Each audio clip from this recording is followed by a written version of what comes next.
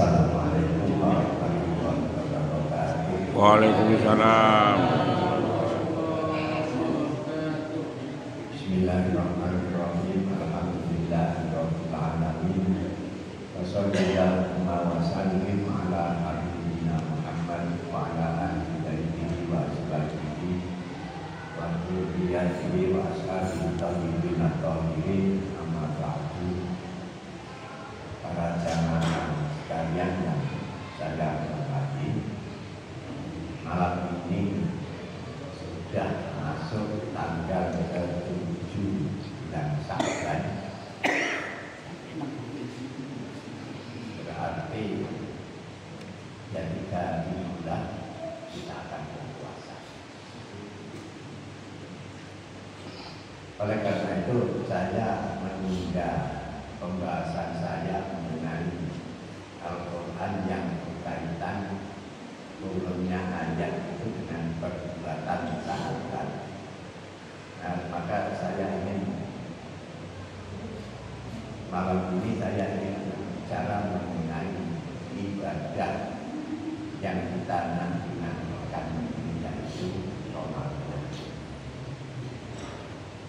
Ramadan itu hadiah. Jadi tanpa Ramadan itu kita itu pesimis masuk surga. Kenapa? Karena Ramadan itu Allah benar-benar sangat memperhatikan kita. Dia bersabda dalam hadis qudsi, asyamu li wa ana ajzi. Puasa itu untuk apa? Dan aku sendiri yang akan membalas. Maka soal pelipat gandaan pahala itu semuanya urusan Allah Subhanahu wa Ta'ala. Nah, para jamaah sekalian yang saya hormati, nah, katakanlah malam ini sebagai pembekalan kita menghadapi puasa Ramadan. Masalah pertama yang ingin saya sampaikan, bahwa semua bentuk ibadah di dalam syariat Islam itu semuanya merupakan ibadah rohani, di mana jasmani mengikuti kegiatan rohani kita. Jangan berpikir bahwa haji itu ibadah fisik. Bukan. Itu ibadah rohani 100%. Fisiknya mengikuti kegiatan rohani. Kalau kita beranggapan haji itu ibadah fisik, kita itu tidak dapat apa-apa. Orang tawaf itu kan cuma mengiringi batu. Orang sa'i, orang berjalan dari batu Sofa ke batu Marwah bolak-balik 7 kali. Orang wukuf di Arafah nunggoni batu, yaitu Jabal Rahmah. Orang melempar jumroh itu melempar batu dengan batu. Itu kalau kita berpikir bahwa haji itu ibadah fisik, apa yang kita dapat di situ? Tidak dapat apa-apa. Yang penting fisik kuatkan itu saja. Tapi hakikatnya haji itu adalah ibadah rohani, di mana fisik kita itu mengikuti kegiatan rohani kita. Maka kita membayangkan ketika kita wukuf di Arafah, kita berpikir bahwa disinilah nenek moyang kita dahulu dipertemukan oleh Allah setelah keduanya itu diusir dari surga. Di tempat inilah Nabi Ibrahim, Hajar dan Ismail dipertemukan oleh Allah. Maka seakan-akan kita lagi memperingati, kita reuni dengan nenek moyang kita. kita akan memperoleh pengalaman rohani yang luar biasa dan ibadah khusus kita. Ketika kita sakit, kalau fisik hanya jalan dari batu sofa menuju batu mata, tapi kalau kita betul-betul menganggap ibadah rohani, disitulah kita akan bukti bagaimana kesulitan yang dialami oleh Hajar ketika mencari air yang didapatkan cuma fata morgana. Jadi perjuangan untuk menghidupi Ismail beliau lakukan dengan amat susah payah. Saya katakan amat susah payah itu fata morgana di Indonesia jangan disamakan dengan fata morgana di padang pasir. Orang ketika haus betul, fata morgana itu terlihat seperti air subuhan. Makanya dikejar sampai bolak-balik 7 kali itu persoalannya persis subuhan. Kalau saya ceritakan di sini, mungkin kita kok itu aja kok terwujud sampai 7 kali. Persoalannya fata morgana yang terjadi di padang pasir itu orang yakin bahwa itu air betul, padahal setelah didekati itulah perjuangan Hajar. Dan dari situ Allah Subhanahu wa Ta'ala memilih Hajar untuk ditapak tilasi. Hajar, coba sekarang Hajar itu siapa? Hajar itu kan pembantunya Ibrahim, konon dari negeri Ethiopia. Status sosialnya rendah, kan rendah. Bagaimana tuh Buddha itu dari segi status sosial itu amat sangat rendah. Tapi oleh Allah dipilih untuk ditapak tilasi karena apanya? Karena takwa. Coba kita saat ini kita membawa status sosial kita kuat, jenderal. Yang ditapak tilasi itu cuma apa? Gak dapat apa-apa. Saya orang kaya-kaya, yang ditapak tilasi orang miskin. Gak dapat apa-apa. Tapi kalau sudah menyerahkan diri, ternyata Allah memuliakan orang itu karena takwanya. Maka baik jenderal, orang kaya raya, siapapun yang memiliki status sosial yang tinggi atau tidak mempunyai peluang yang sama untuk bisa menjadi orang yang takwa.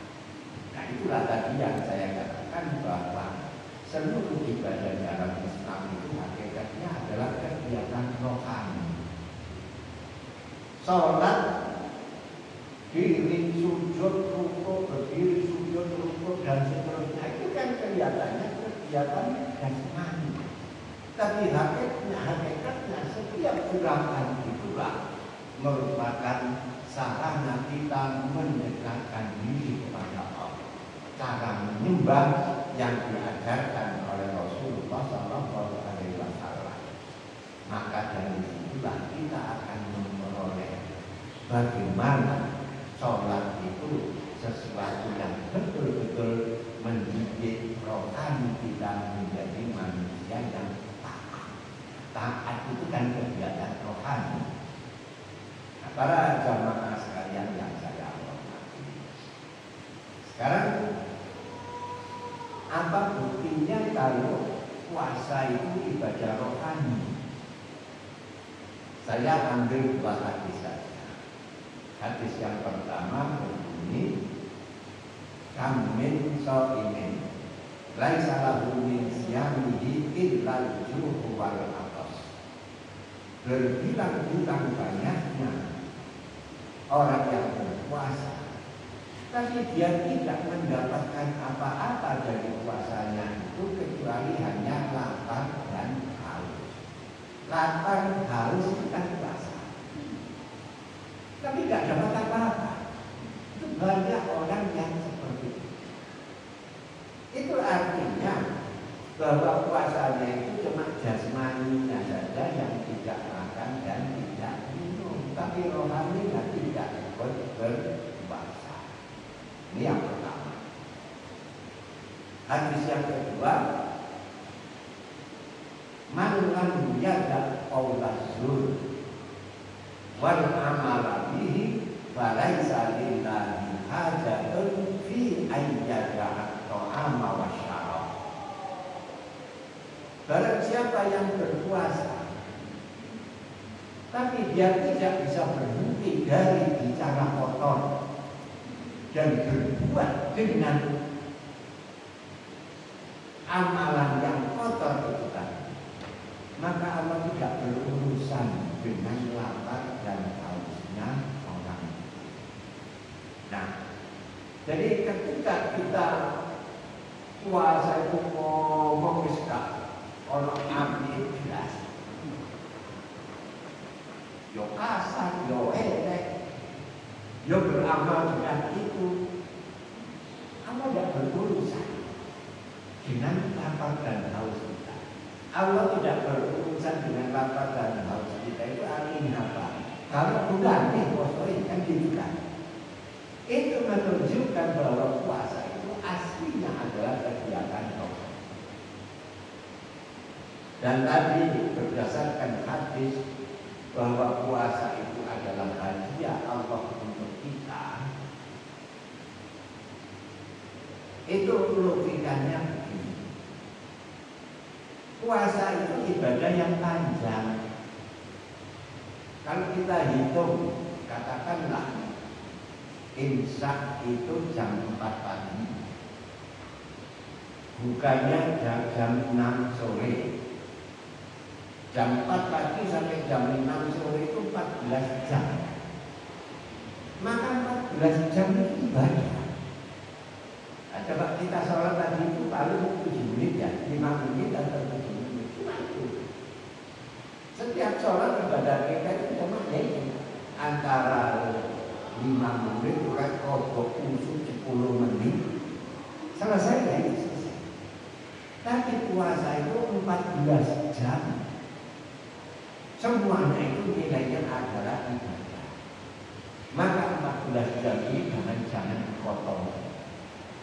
Maka puasa kita menjadi puasa yang survive, puasa yang betul-betul puasa yang diterima oleh Allah. Bahkan bijak dulu saja jangan mau kayak gitu kan. Orang mau bergetan ngejak dulu. Dan kalau kita nempelan itu benar, Rasulullah SAW mengatakan ini soal aku kosong. Itu artinya selama 4 jam kita menahan diri untuk tidak melakukan suatu kegiatan.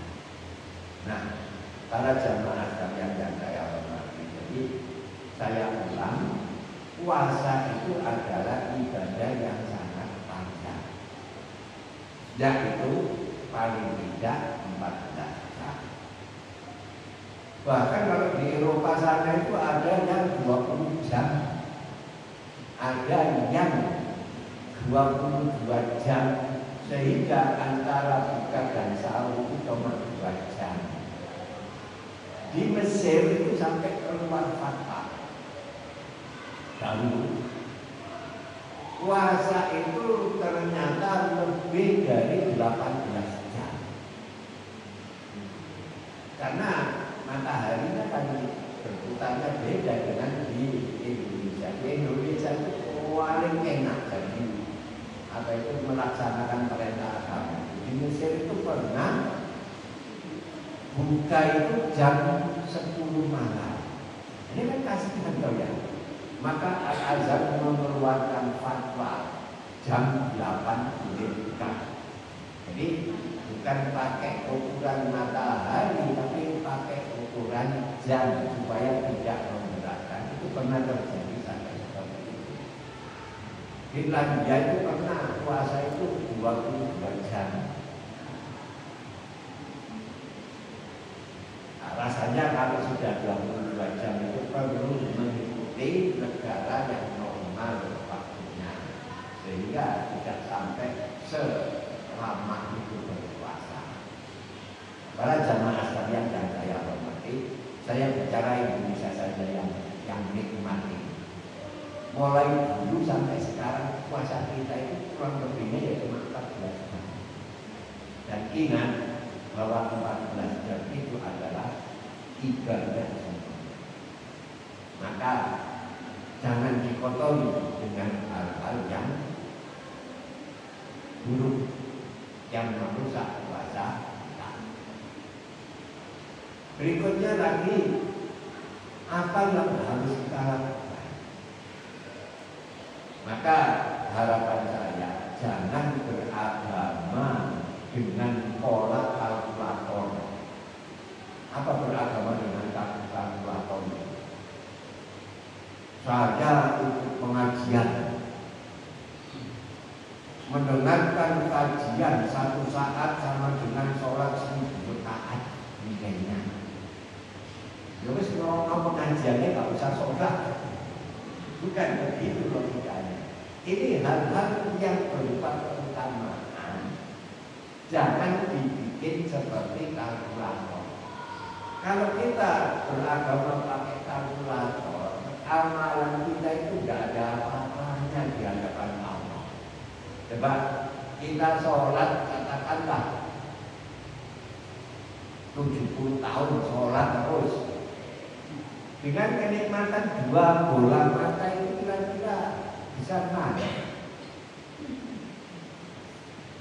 Lebih besar kenikmatan bola mata. Jadi sholat 70 tahun untuk menembus kenikmatan mata itu masih gak ada apa-apanya. Belum lagi dengan jantung kita, mulai lahir sampai ikut pengajian malam ini itu bergerak terus, tidak pernah play kan? Tidak play 5 menit saja kan sudah game over. Loh, sholat kita untuk tebus nikmat jantung yang tidak pernah berhenti apa cukup?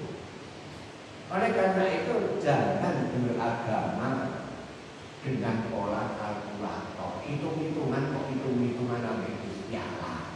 Itu tidak nyandak perbuatan kita dengan anugerah yang diberikan oleh Allah kepada kita. Nah, terus yang kita cari dalam hidup ini apa? Satu saja, ridhanya Gusti Allah itu. Apapun kebaikan kita, kalau Allah tidak ridho, rusak semuanya yang menjadi kebaikan kita. Nah, itu kan ada ayatnya.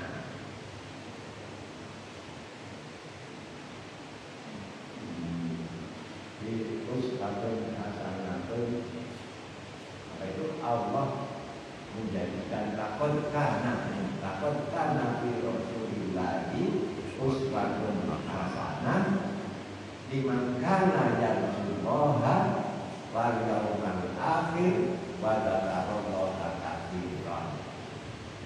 Sungguh pada diri Muhammad itu terdapat contoh suri teladan apa saja. Untuk apa? Bagi orang yang menginginkan hidupnya itu senantiasa mendapat rahmat dari Allah. Yarjullah itu di dalam tafsir ada 2 makna. Yarju rahmat Allah, jadi orang yang senantiasa mengharap rahmat dari Allah. Makna yang kedua, yarju ridho, mengharapkan ridho. Rahmat dan ridho itu maknanya hampir saja bersamaan. Kita bisa masuk surga itu jangan berpikir karena amal perbuatan kita yang luar biasa. Jangan semata-mata karena kasih sayang Allah, karena rahmat Allah. Begini oleh salah kok iki yo waktu haji yo temenan, zakate yo temenan, nyang pergaulan dengan sesama manusia baik. Mosok sing ate tak hitung tak banding no ambil rahmat. Yang jelas kenapa sih? Tapi disitulah Allah menentukan rahmat istighfar. Seperti yang dimaksud dengan yarjullah. Yarjullah itu seperti contoh Rasulullah Shallallahu Alaihi Wasallam ketika menghadapi perang besar yang bernama perang Badar. Perang Badar itu kan perang yang tidak imbang. 1000 lawan 300. 1000 senjatanya lengkap, yang 300 itu senjatanya tidak lengkap. Dalam riwayat pedang itu nyele, lalu coba perang pedang nyele. Jadi ketian. Ini pinjam pedang sini, wah pantai ini jelek, kali ini, ya hancur. Seperti itu perang Badar. Kan jelas gak mungkin benar. Maka disitulah Rasulullah Shallallahu Alaihi Wasallam betul-betul nangis di hadapan Allah. Ya Allah, seandainya tentara saya ini habis, niscaya tidak akan ada lagi orang yang menyembahmu. Apapun yang terjadi, kami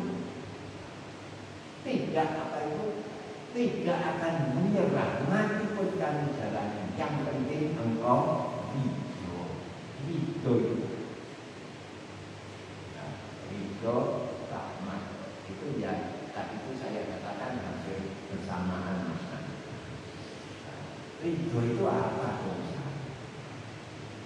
Ridho itu saya sendiri tidak bisa menjelaskan definisi, tapi contoh bisa. Ini ya, ridho. Ada 2 orang laki-laki menantu sama-sama ikut berdoa. Laki-laki yang pertama ini diridhoi, laki-laki atau suami yang kedua ini tidak diridhoi oleh orang tua. Walaupun perbuatannya sama, pemilihan mertua itu mesti beda. Contoh, mantu yang diridhoi itu makan itu banyak, tak waktu diridhoi. Gimana komentar mertua? Mantu itu manan kerap, membuat kerasan penting. Ada itu. Zaman itu tidak diridhoi, makan sebesar waktu tidak berdiri. Bagaimana komentar mertua? Mantu situ kurang dari kandang mana sebesar waktu tidak berdiri. Kok gak diminta siapa dulu? Persoalannya tidak itu. Dibalik makan sama sedikitnya, mantu yang diridhoi makan 3 sendok selesai. Komentar mertua bangga. Wah, tak tahu beri mantu bisa inilah hati gede. Hukum-hukum mulia. Itu. Lah mantu gak diridhoi makan 3 sendok mati. Bagaimana komentar mertua? Ngaku. Dimasak ngangel-ngangel ditanam 3 sendok menggila ya, pokoknya menggila. Seperti itulah faktor ridho dan tidak. Apakah ridho Allah itu bisa digapai oleh kita? Jawabannya gampang. Surat Al-Baqarah ayat terakhir, radhiyallahu anhum wa radu an dzalika liman Allah ridho kepada mereka dan mereka ridho kepada pemberian Allah. Saling ridho ini akan terjadi bagi orang-orang yang mempunyai hati takut kepada Tuhannya. Khosyah, taubat, mempunyai hati yang takut kepada Tuhan. Nah, para jamaah sekalian yang saya hormati, kita semua itu kan punya hati yang sama, khosyah, ya, takut kepada Allah. Nah, yang kurang apanya? Amalannya kan kurang. Ya kita akui saja ya. Oh, baca Quran kadang dibaca kadang enggak. Tapi khosiatnya masih ada. Oleh karena itu maka khosiat kita kepada Allah itu perlu dipupuk terus agar antara keinginan dan perbuatan, keinginan untuk senantiasa berbuat baik dengan perbuatan baiknya itu akhirnya sama, beriringan sama. Nah, para jamaah sekalian yang saya hormati, bagaimana caranya? Caranya pembiasaan. Pembiasaan itu ajaran Rasulullah. Pembiasaan bagaimana? Ini saya tidak pernah minum alkohol. Kenapa ya? Tidak biasa. Suatu ketika saya dipaksa minum alkohol, apa yang terjadi? Mungkin seminggu saya batuk. Kenapa? Karena tidak biasa. Kemudian saya biasa minum alkohol. Terus dipedot, tidak minum sehari, apa yang terjadi? Bingung saya. Orang katanya dapat kecanduan alkohol itu, katanya konsep. Ini bagaimana? Persoalannya biasa. Nah, maka yang diajarkan Rasulullah SAW podo-podo biasa. Alangkah lebih baiknya kalau kebiasaannya itu adalah kebiasaan yang baik. Kalau ada orang mempunyai kebiasaan yang baik-baik, maka melakukan keburukan itu susah. Kenapa? Karena tidak biasa. Biasa maling, gak maling sedino gatel. Karena apa? Karena biasa. Itu saja persoalannya. Maka kebiasaan inilah yang perlu kita. Dan saya itu biar anak saya itu sudah keluarga, sudah dewasa. Itu saya itu masih kontrol mau Quran enggak. Jadi anak saya 3 mampu 25. Ben Jumat laporan ke saya bahwa sudah kata jus saya harus kakek. Terus saya kontrol. Kalau istri saya kontrol 1 minggu 4 jus. Karena biasa kalau masih mengeluh. Jadi ya, jajah tidak biasa. Kira-kira mau wes tuh wes sok-sokan itu guys. Karena sudah menjadi kebiasaan. Kemesis bodoh setor. Saya kata. Itu namanya kebiasaan. Mungkin wis kuwe masih intervensi. Soal sholat, soal baca Quran, menurut saya pribadi, saya nggak punya dalil, wajib kontrol. Sebab kita itu nanti akan mempertanggungjawabkan anak-anak kita. Menurut saya itu ya, ketika anak saya itu kuliah di dalam,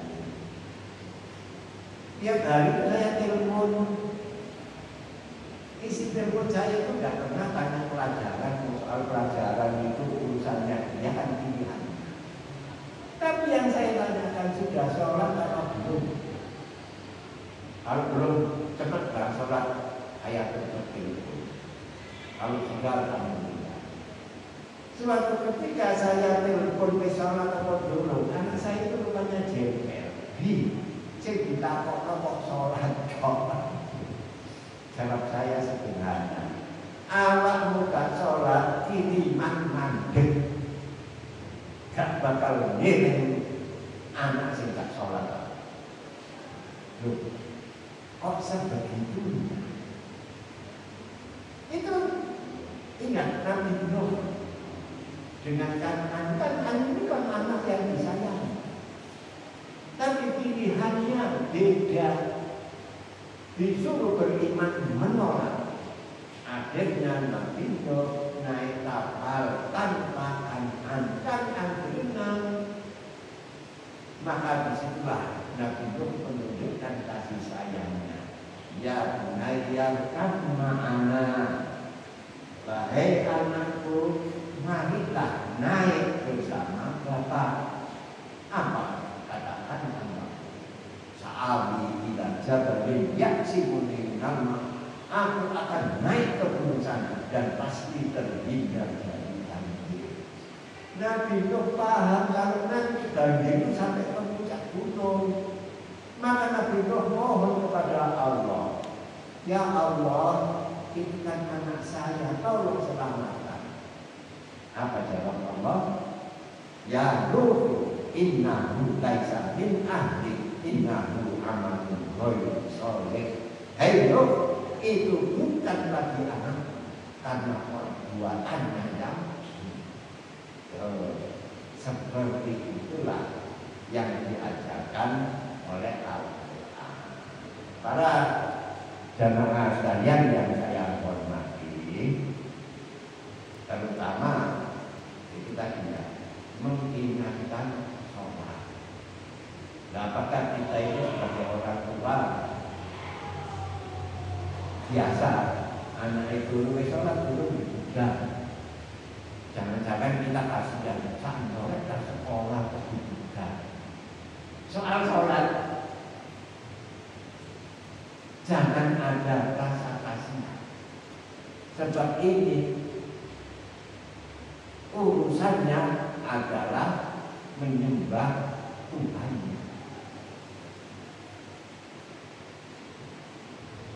Kira-kira Allah itu tersinggung itu juga orang tak sholat, tidak.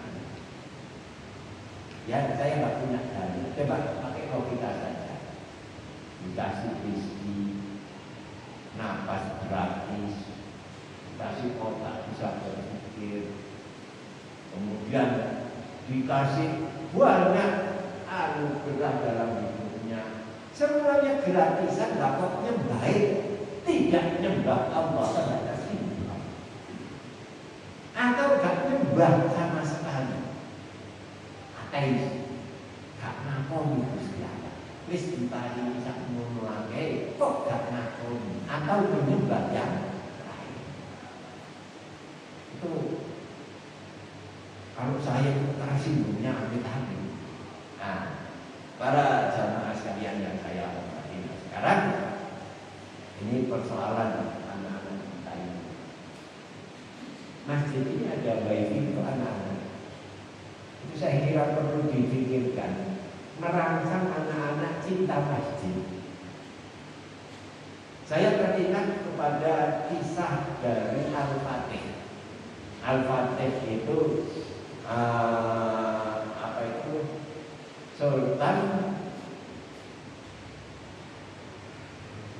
Utsmani, ya, yang mampu menaklukkan Konstantinopel. Konstantinopel itu benteng yang tidak pernah ditaklukkan oleh siapapun juga. Yang mampu menaklukkan itu cuma Al-Fatih. Dan Al-Fatih menjadi penakluk Konstantinopel itu memang ada dalilnya. Rasulullah meramal memang. Dan itu terjadi pada dinasti Al-Fatih, yaitu Khilafah Utsmani Turki.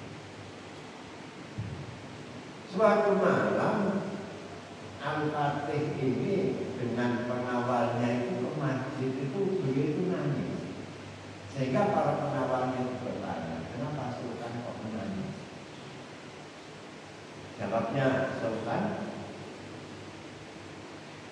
sekarang ini saya tidak melihat lagi anak-anak yang bermain-main di masjid. Saya tidak banyak melihat orang tua yang membawa anak-anaknya ke masjid. Coba bayangkan 20 tahun lagi apa yang akan terjadi. Masjid ini tidak ada yang sholat, tidak ada jamaah. Itulah keprihatinan dari Al-Fatih mengenai generasi penerus. Nah, para jamaah sekalian yang saya hormati, maka Quran mensinyalir ini yang perlu kita perhatikan. Fa'alafa min ba'dihim khalqun adzau sholata wattaba'u syahawati fasawfa yalqawna ghayya. Sebuah generasi melahirkan generasi di belakangnya, yaitu generasi yang sudah menyia-nyiakan sholat dan hidup memperolehkan nafsu. Maka generasi ini tidak memperoleh apa-apa dalam hidupnya kecuali kesesatan.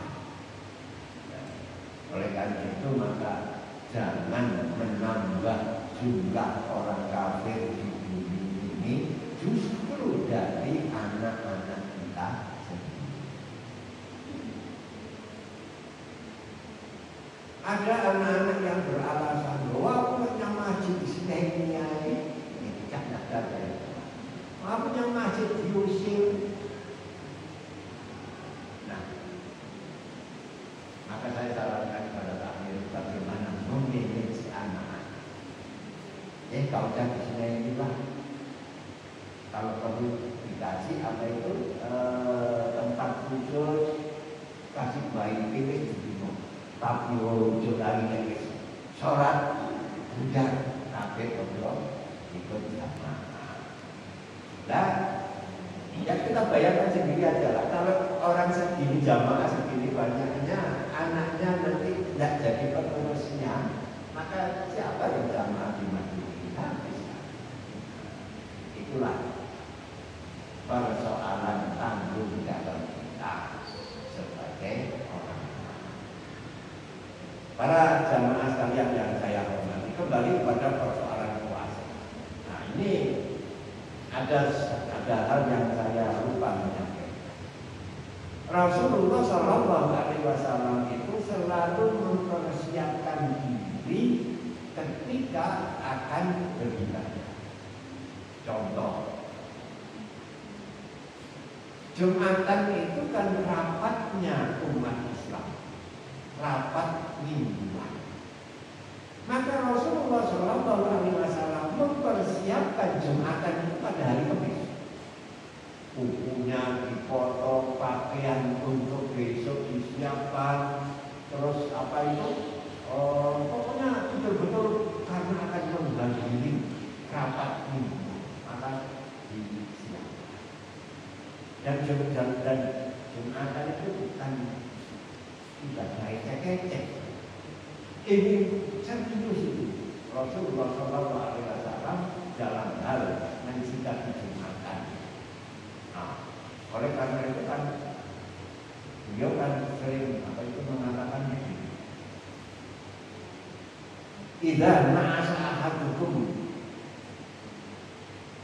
wal imamu yakhtub, idza na'asa ahadukum fil masjid wal imamu yakhtub ayyuhabbilahu min.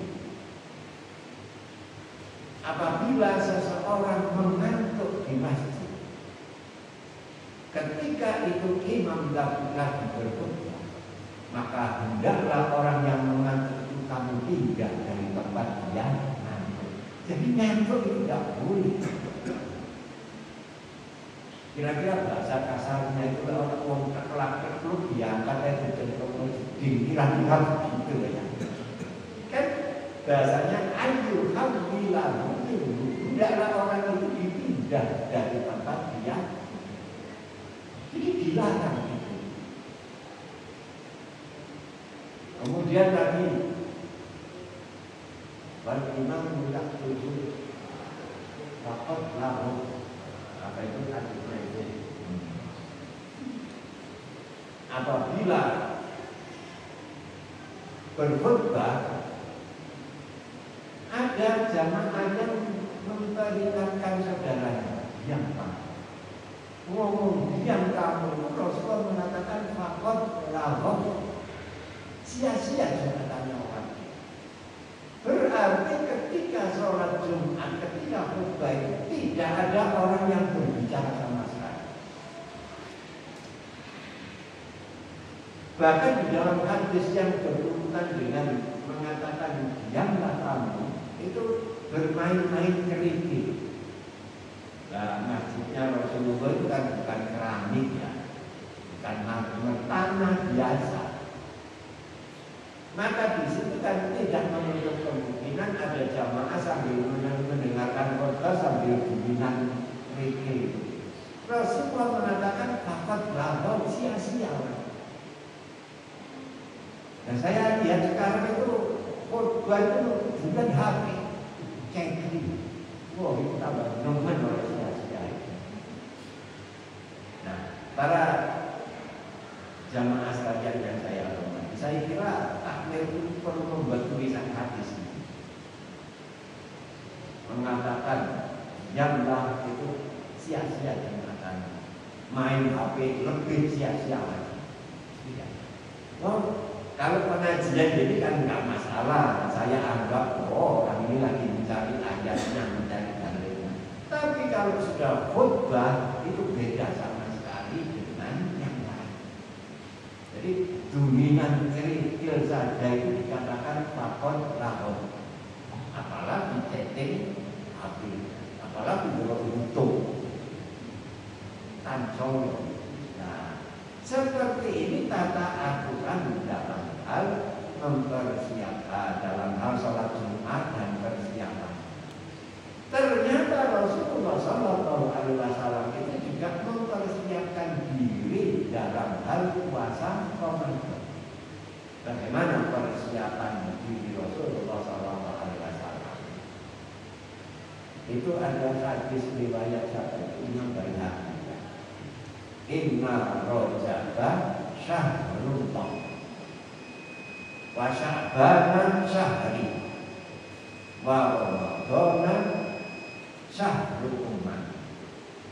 Sesungguhnya Rajab itu bulan milik Allah, Sya'ban itu bulan, dan Ramadan adalah bulannya umat. Rasulullah mengklaim Sya'ban ini bulan, maka beliau dalam hal mencintai Sya'ban ini, beliau mempersiapkan diri untuk Ramadan itu berpuasa. Coba lihat di dalam hadis tadi, puasa sunat yang terbanyak yang dilakukan oleh Rasulullah SAW selain bulan Ramadan itu di bulan apa? Jawabannya Sya'ban. Hampir 1 bulan beliau itu berpuasa. 1 atau 2 hari menjelang Ramadan beliau tidak berpuasa, sebab akan masuk kepada bulan Ramadan. Nah, itu yang dilakukan oleh Rasulullah. Apa kita tidak mempersiapkan dengan puasa? Saya bisa menanjurkan, tapi saya tidak kuat melakukan. Tidak. Sebab apa? Memang saya itu diri saya itu bil, tak pakai cangkir, tidak kuat puasa. Dan orang seperti saya itu ternyata banyak. Dulu di Kiai Surabaya itu ada rektor namanya Abdul Jabbar Adlan. Itu rektor berapa tahun? 10 tahun atau tidak 5 tahun. Ternyata kalau puasa sama dengan saya, dekat sekali. Tapi ada yang puasa itu tenis, saya itu heran. Sok tenis. Bahkan Piala Eropa itu puasa itu bal-balan. Saya nggak masuk, pikiran saya nggak nyandar. Aku diri melaporkan. Makanya saya mendukung katanya itu tadi ya. Naumu ini ibadah. Tidurnya orang puasa itu ibadah. Itu dari sebab dia tetap belajar dan beribadah. Tapi yang tentu saja jangan dipakai untuk tidur. Eman-eman diparingi hadiah, diterima dengan berat. Para jamaah sekalian yang saya hormati, ini pengajian saya Sya'ban kan sekarang itu sudah tidak ada lagi yang di bulan yang akan datang.